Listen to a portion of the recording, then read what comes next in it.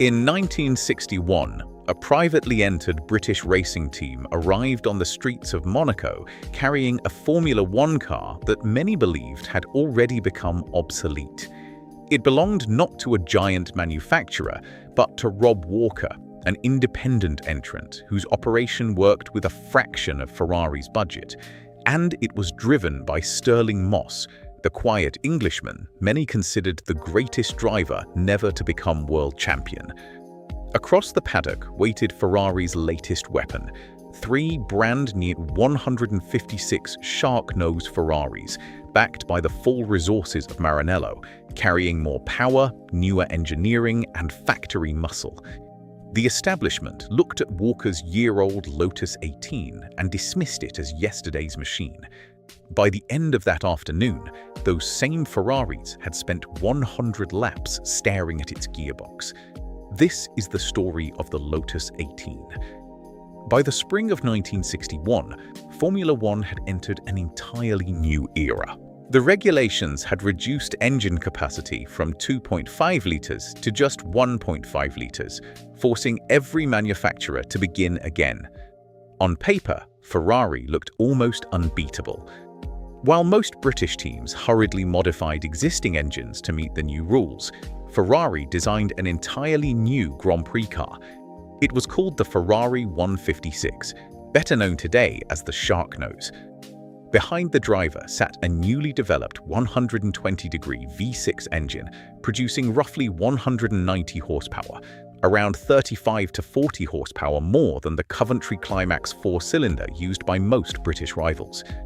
That may not sound like much today. Think about what that meant. A difference of 40 horsepower in a Formula One car weighing barely 450 kilograms transformed acceleration, top speed, and climbing ability. The establishment believed horsepower would decide the championship. What they did not see was that Monaco rarely rewarded horsepower alone. The narrow streets of Monte Carlo punished mistakes more severely than any circuit in Europe. There were no gravel traps, no acres of runoff. Stone walls stood inches from the racing line. Every lap demanded absolute precision. Meanwhile, in Britain, Rob Walker, heir to the Johnny Walker whiskey fortune, continued running his tiny private racing team almost independently of the factories. His blue cars had become famous for embarrassing larger operations before, but never against odds quite like these. Walker could not simply order the newest Lotus whenever he wished. Factory teams always received new equipment first. Privateers received whatever remained. That meant his driver would begin the World Championship opener using a chassis originally designed the previous season. Many in the paddock quietly assumed Walker was arriving simply to collect appearance money. According to period accounts, Ferrari expected the British challenge to come from the works Lotus team, or perhaps Cooper, not from yesterday's Lotus wearing dark blue paint. The outdated Lotus mattered, but the man sitting inside mattered far more. Sir Stirling Crawford Moss had already earned a reputation unlike anyone else in Grand Prix racing. Born in London in 1929, Moss had grown into one of the fastest racing drivers in the world, despite never driving for Formula One's richest team on a full-time basis. He had finished runner-up in the World Championship 4 times. He had won everywhere: sports cars, Formula One, endurance racing, road races. Yet one achievement continued to escape him: the World Championship itself. Ferrari knew exactly how dangerous he was. Enzo Ferrari admired Moss's ability, but the Scuderia believed machinery ultimately defeated talent. In reality, Monaco often reversed that equation. Rob Walker later remembered that private teams survived by making every decision count because they simply could not afford mistakes. Every gearbox mattered, every tire mattered, every mechanic performed several jobs at once. One former member of Walker's team later recalled that the atmosphere inside the small garage felt more like a determined family than a racing corporation. That was the difference. While Ferrari deployed an army of engineers, Walker relied on trusted individuals who knew every nut and bolt of their car. Nobody outside the team expected the old Lotus to beat 3 factory Ferraris. Not because Moss lacked talent, because mathematics seemed impossible to overcome. 3 Ferraris, more horsepower, more engineers, more development, more money, against 1 driver, 1-year-old chassis, 1 private garage. The warning signs were already there. Ferrari chose not to pay attention. One detail made the challenge even harder. The Lotus Moss drove was not Lotus's newest Formula One design. It was essentially an updated Lotus 18, a chassis first introduced during 1960, while the works team had begun transitioning toward newer developments for the 1961 season. Privateers rarely enjoyed factory priorities. Walker simply kept improving what he already owned. Finding performance without building an entirely new racing car became the objective. That sounds straightforward. It was not. Under the rear bodywork sat a 1.5-litre Coventry Climax FPF inline 4-cylinder engine, producing roughly 150 horsepower at around 7,000 revolutions per minute. Reliable, compact, smooth. But compared with Ferrari's V6, it was badly outgunned on outright speed. So the engineers attacked another problem: weight. The Lotus remained exceptionally light. Its space-frame chassis used thin steel tubes arranged into a rigid structure that delivered outstanding agility through slow corners. At Monaco, agility mattered more than maximum speed. The steering reacted instantly. The wheelbase remained short. The car changed direction almost like a large cart. Crude compared with later Formula One machines, beautifully effective around Monte Carlo. One remarkable detail illustrated how desperate Walker's team became to help Moss survive the race. According to several contemporary reports, the side panel beside Moss's cockpit was removed to improve airflow around the driver because temperatures inside the tiny cockpit became unbearable over 100 laps. It looked untidy, it looked unfinished.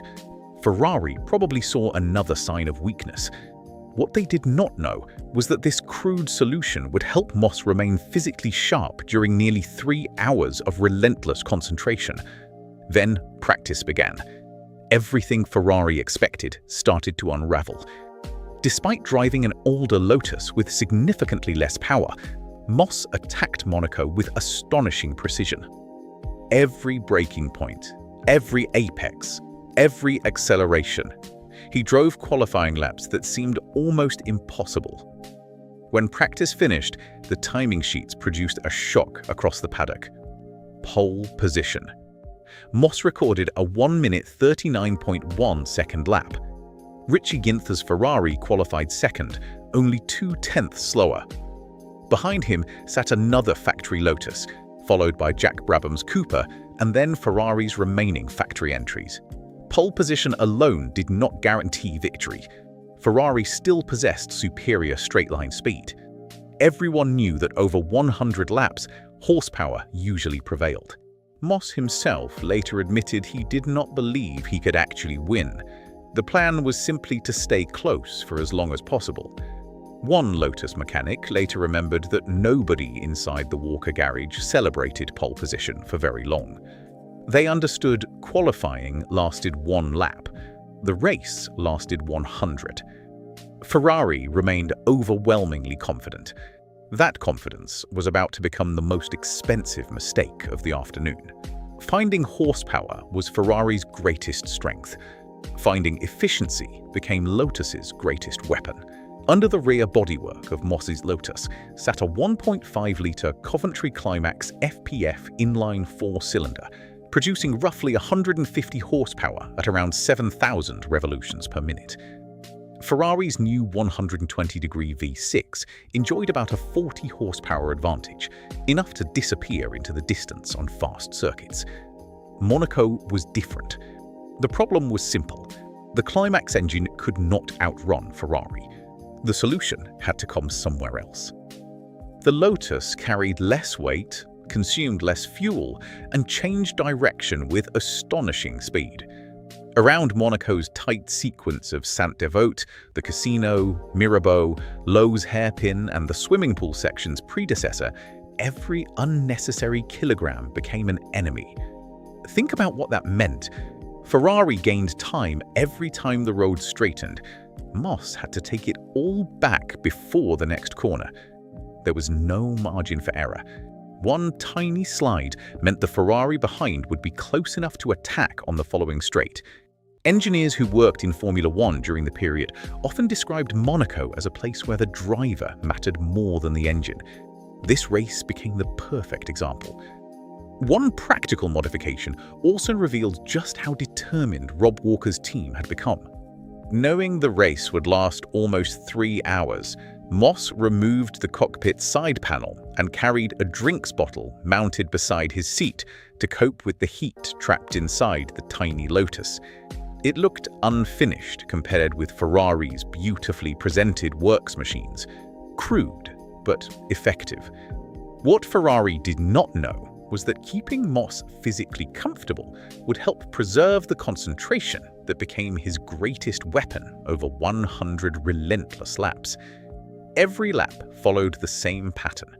Brake impossibly late, turn early, clip the barrier by inches, accelerate cleanly. Repeat, again, again, again. The difference was not horsepower. The difference was precision. Race day arrived on the 14th of May, 1961, under warm, dry skies.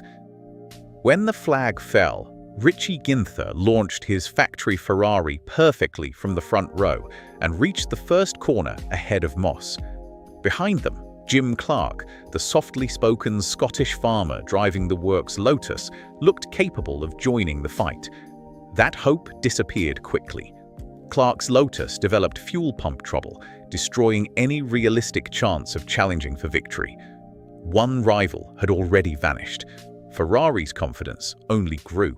Ginther controlled the opening phase, leading laps 1 through 13, while Moss remained glued to the Ferrari's gearbox, never allowing more than a few car lengths to open. The warning signs were there. Ferrari chose not to pay attention. Moss was not attacking wildly. He was studying, watching where Ginther hesitated, learning where the Ferrari struggled in traffic, waiting. Then came lap 14. Approaching one of Monaco's slow sections, Moss saw the smallest opening and committed instantly. At almost the same moment, Joe Bonnier's Porsche also slipped past Ginther.